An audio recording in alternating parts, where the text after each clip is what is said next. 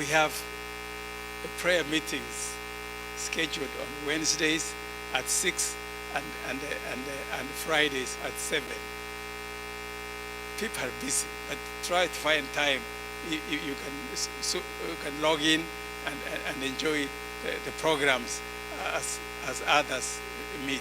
It's good. It's good to learn to meet together and share whatever there's need.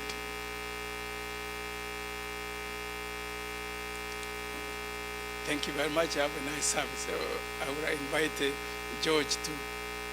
You have that program? Or, okay, George will come for his regular program.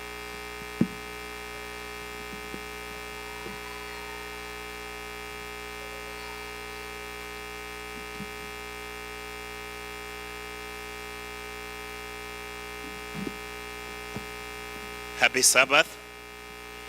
Happy Sabbath, everybody. Oh, thank you. That sounds much better. Thanks again. This is a good moment. We've been away from a week. We'll be talking about our healthy message again. So last time we did speak more about advocacy, but that topic, as wide as it is, we were supposed to give examples for today, but we could not. But now we are moving to the next part, which is health disparities. So health disparities. So what do we mean actually when we say health disparities? So technically, these are inequalities in the quality of health, healthcare, and health outcomes.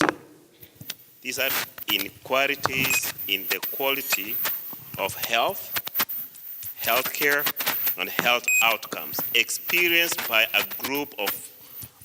groups based on social, racial, ethnic, economic, and environmental characteristics. So why do we find most people, their health outcomes are better than other people? So there are so many other factors that affect that.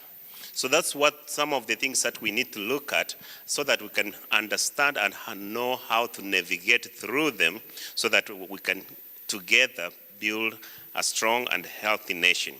Many of the factors that contribute to these health disparities include genetics, which we don't really have nothing to do with that, access to care, poor quality of care, and community features. So community features, especially inadequate access to health foods, poverty, limited personal support system, and violence. So when we look at that way, and of course our goal is more geared to the sub-Saharan Africa, so where we find out that like most places, they live in rural areas where actually there are no enough access roads. If anybody is likely to be sick, especially to some conditions which are more time sensitive. An example is stroke. So somebody can get a stroke or start showing some symptoms of a stroke, and it becomes very difficult to even get this person from an area where they live to where they can get health. So we find that most of these disparities affecting, because of that lack of access to healthcare, is affecting most of the people in the sub-Saharan Africa and the people who live in the rural areas. And access to health foods.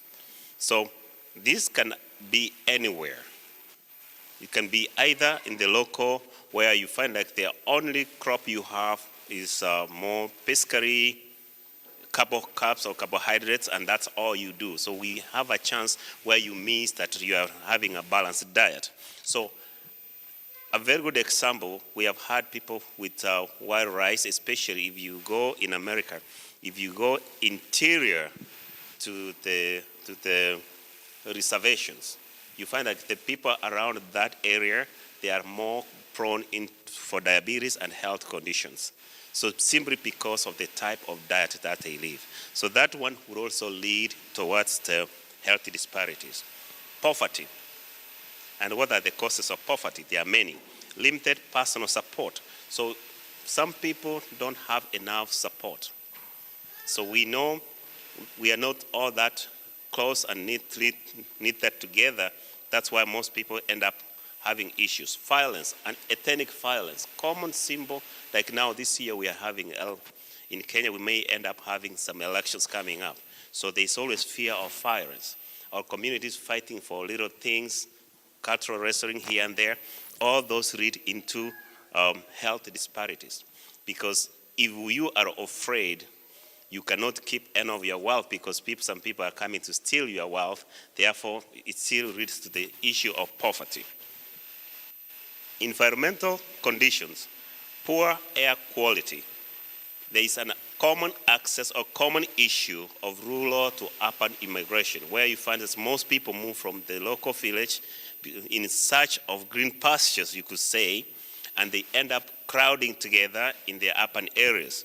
So in the urban areas, then you find that the air quality, because of the industries around there, are emitting poisonous gases, which are likely to affect the health. So that one also leads. Ask deacons and deaconesses to stand up, collect, and then we shall pray. I welcome Anchors of Praise for one song.